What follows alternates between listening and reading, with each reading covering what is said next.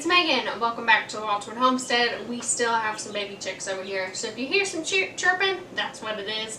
But today I am like super excited about this recipe that I'm going to share with you.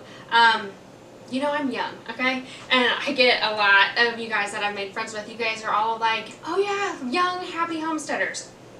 So, being young, cooking a whole chicken for the first time is kind of intimidating. I have yet to cook like a whole turkey, but the chicken I have grown comfortable with, and kind of what made me comfortable with cooking a whole chicken was Jill's cookbook. I reached out to Jill and asked her if I could share this recipe with you guys, and she said it was totally fine. So I'm going to drop a link down below where you guys can find this recipe, but it is also in her cookbook. Here's what we're going to make today. She has it titled Simple Roast Chicken. Now, I have made this twice before, and it is absolutely delicious. And there are several other recipes in here that like make for really great leftovers with what you have left on your chicken after the meal that we fixed this evening. I could rave and go on and on about this cookbook because it is so great. It has so many different things in it, and it's not just a cookbook. There's a pantry guide, there's information on having dairy animals, chickens, like it's just really great, even some gardening information. Highly recommend this book. I will leave a link for an Amazon, so you guys can find it on Amazon. I'm not affiliated with it, haven't figured all that out yet, but a really great book. So we're going to go ahead and jump on into this recipe. I went ahead and I've cut up some potatoes, and I have a little bit of onion here that I was going to like show you guys. But onion gets to me sometimes when I'm cutting it up. So this recipe calls for 6 medium potatoes quartered and 1 large onion cut into chunks. When using a knife, please be careful. Use common sense. But you're just going to kind of cut your potatoes into chunks.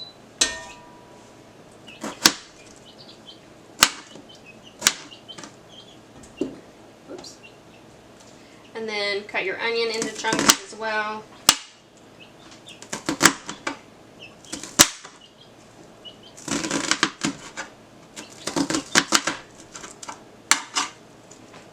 In Jill's cookbook, she calls for 6 cloves of minced garlic. Now, with the grocery store the way that it is, and kind of with what's going on with society, your grocery stores are pretty bare, and so I was not able to find garlic. That's one thing that I'd like to grow in our garden. So I've just got some minced garlic here, and I'll just throw in probably a good tablespoon and a half of some minced garlic, a tablespoon of dried parsley, which we have here, some dried thyme,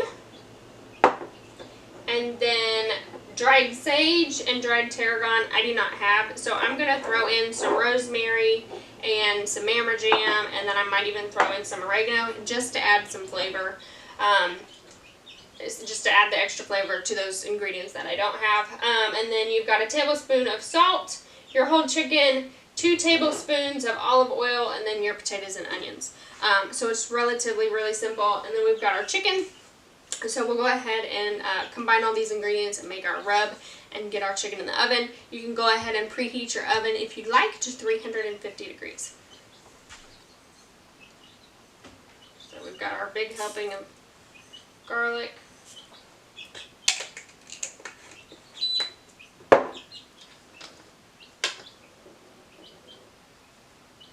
Tablespoon of parsley.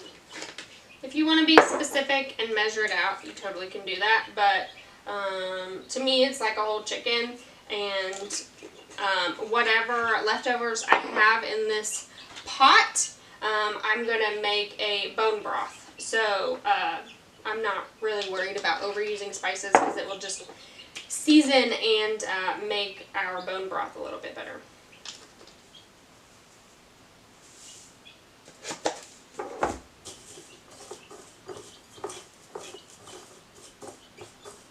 So, I've already patted this chicken dry. Now this is about, it was like 4.5 pound chicken. This recipe calls for your whole chicken to be anywhere from 4 to 5 pounds. We are going to rub it with some olive oil and then rub our herbs all over it inside and out.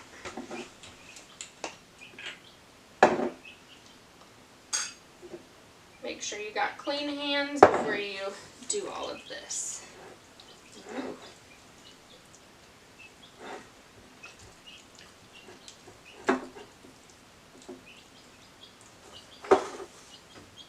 I'm going to go ahead and just take a good handful and shove it up inside. Also make sure, my chicken didn't have anything on the inside, but sometimes I know that birds have some inside goodies. So keep that in mind.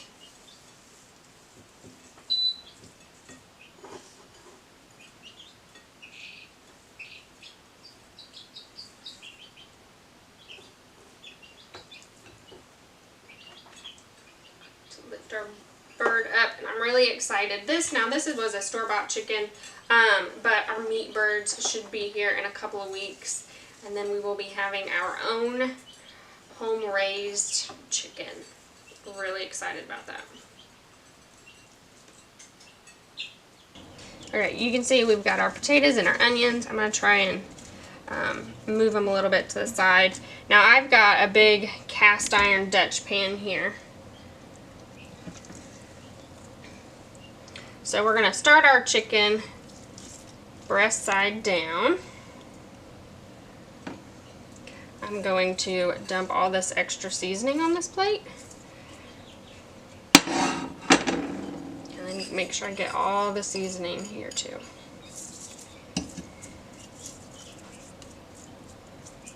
Doesn't that look pretty? Now that we've got our bird breast side down, we're going to pop a lid on here. Your oven's set to 350, and we're going to cook this guy for 45 minutes. Up the temperature, flip it around, and cook it a little bit more.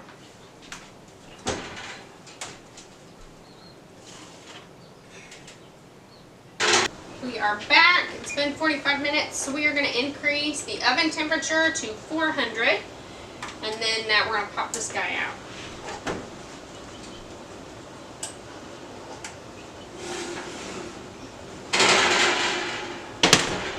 Take the lid off, put it back in,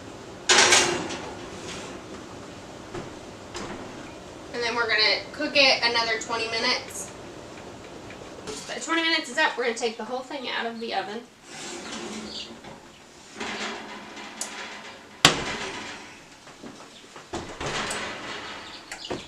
And you're going to flip it. Be careful doing this, it is hot. It's been in the oven for a good hour and a half.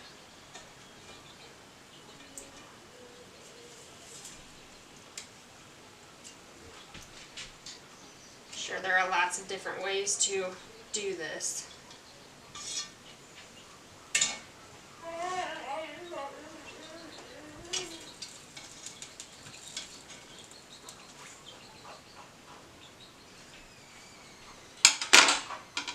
Then you're going to pop it back in for another 30 minutes.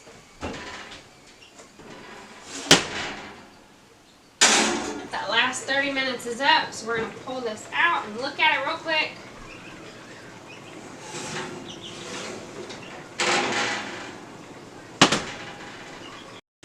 Our chicken is done.